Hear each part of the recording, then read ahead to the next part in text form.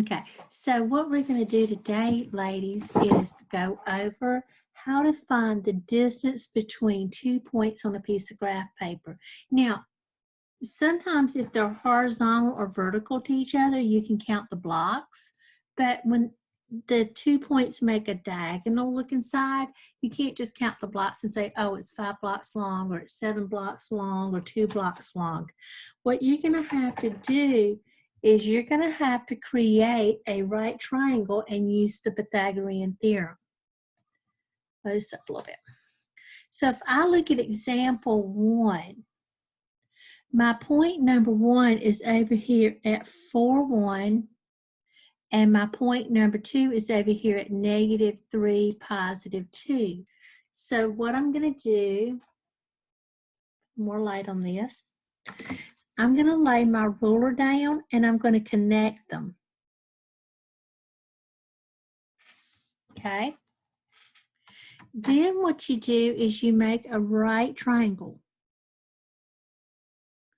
Now, it doesn't matter if the triangle is above it or below it, just as long as you use your grid line to make a right triangle. Okay? Once you make your right triangle, what you're going to do then is find side A and side B. Now remember, we typically call this side A and this side B. Well, A is only 1 block long, so we say A is equal to 1. Now, B is 1, 2, 3, 4, 5, 6, 7 blocks long. So we would say B is 7.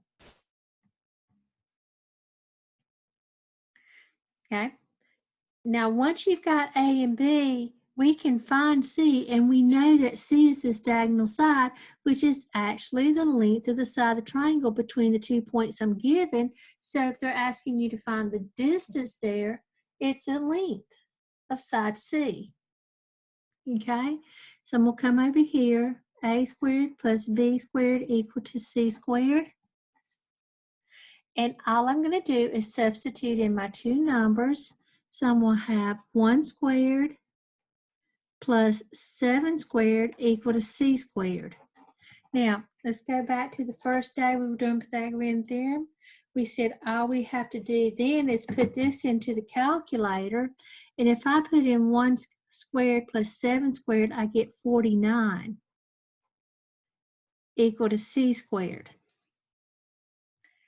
And then the next step we did, which was the last step of work, was to take the square root of 49 because you need to get the square off of the C.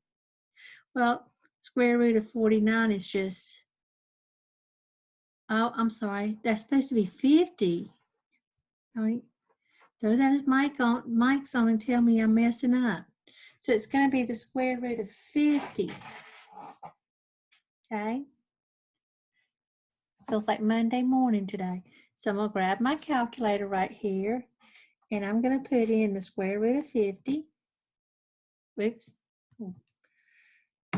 Square root of 50. And I come up with 7.07. Now remember, we get those crazy long decimal numbers that never end, never repeat. So you're going to round to 1 decimal place. So it's going to be 7.1.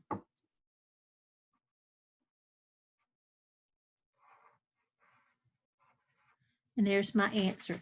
So that means that it's 7.1 blocks long between these 2 points on my graph paper.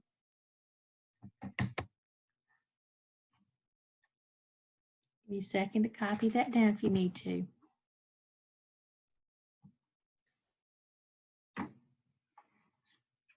Okay, now I know you got your mics muted.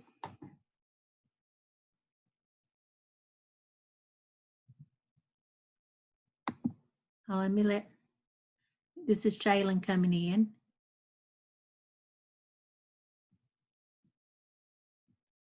Okay.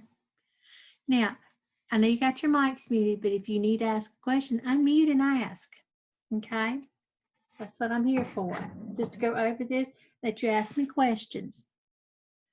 All right, so if I go to example number 2 right here, on my paper. I notice that P1 is up here at -2, 2, and P2 is at -1, -3. So again, I'm going to lay my ruler down and I'm going to connect them. Now, I'm going to trace the grid lines again. I can either do it above it or below it and make a right triangle. Now, once I make that right triangle, what I'm going to do is put the measurements of my sides. So this horizontal side at the bottom, that's easy. That's 1 block long. The vertical height right here is 1, 2, 3, 4, 5 blocks long. So I can let A be 5 and let B equal 1. And then I'm ready for my formula. So right here, I'm going to have A squared plus B squared equal to C squared. So I'm going to have 5 squared plus 1 squared equal to C squared. Well, if I put 5 squared plus 1 squared into my calculator, I'm going to get 26. So that means C, last step, is going to be equal to the square root of 26. And that's not going to be a whole number answer.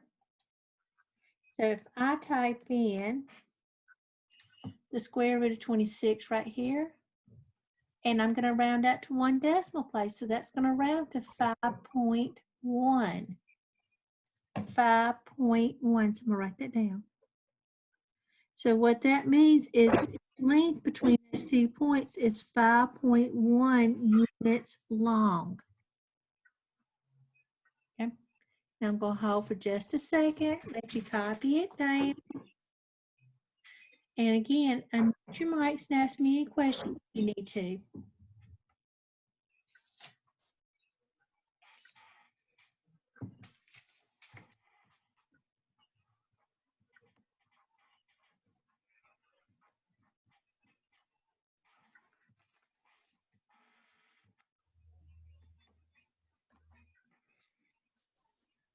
Okay.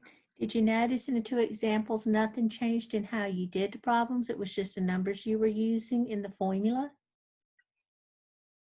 Okay. So if I go to example number 3, see the same thing. I see P1 over here at 5, -4, and B2 is over here at -5, -2. So if I make this triangle, I'm just going to connect them. Now, you remember I told you, didn't matter whether you put the triangle underneath it or above it. This one I'm going to do above, just to show you what one looks like above. I tend to do it underneath. Probably my 8th grade math teacher made me do it that way. Okay. Now, counting my sides. This vertical side right here is 2 units long. Remember, we usually let vertical be A. Now, if I count all the way across here, 1, 2, 3, 4, 5, 6, 7, 8, 9, 10. That's B, and B is going to be 10 blocks or 10 units long. So this time I'm using the numbers 2 and 10. So I come up here to my formula. A squared plus B squared equal to C squared. A is going to be 2. B is going to be 10. Now, if I do 2 squared plus 10 squared, well, that's 4 plus 100, which is 104. Y'all are pretty sharp with your multiplication, so you can do that faster than the calculator can. But now I don't know what the square root of 104 is, so I'm going to have to grab my calculator. And I type in the square root of 104. Again, rounding this to 1 decimal place, that's going to give me 10.2. 10.2, because that 9 is going to make that 1 round to 2. So my final answer is 10.2.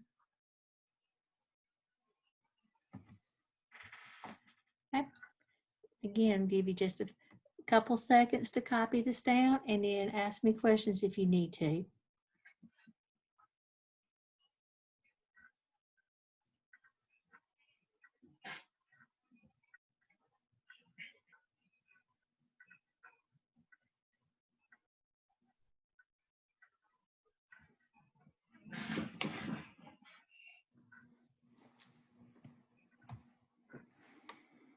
Okay. Any questions?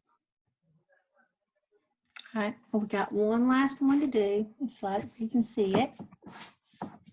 Okay. So again, all I'm going to do, same thing I did before, connect the two dots and make my triangle. I'm going to write down my numbers. So here A is 1. Now B is going to be 5 because it's 1, 2, 3, 4, 5. Oh, we've already done one similar to this.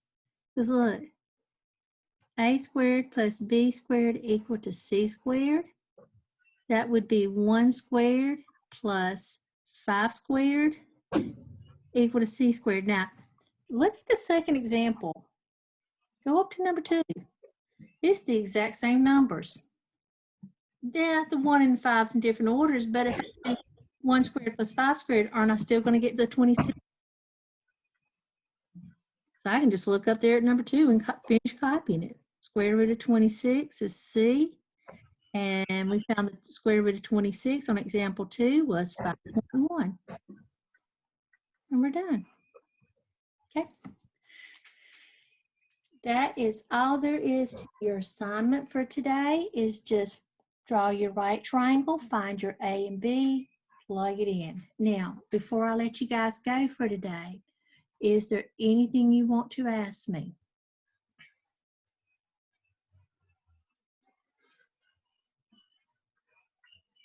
I hope you guys read your email that I sent out Sunday morning. I did go in, Canvas went in and changed all the missing assignments to zeros, but just because zeros are showing up doesn't mean that that is your final grade on it. Anything that's missing, still turn it in. We have to the end of May to get all the work turned in. And if you have a really low grade on something and you want to redo it for a better grade, I'll still take resubmissions. Okay, just have to take care of business. Okay.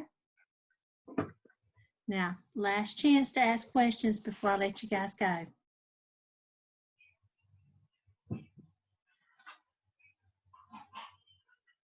Okay. Remember, we're going to do word problems tomorrow at the same time. So I'll see y'all tomorrow then. Bye.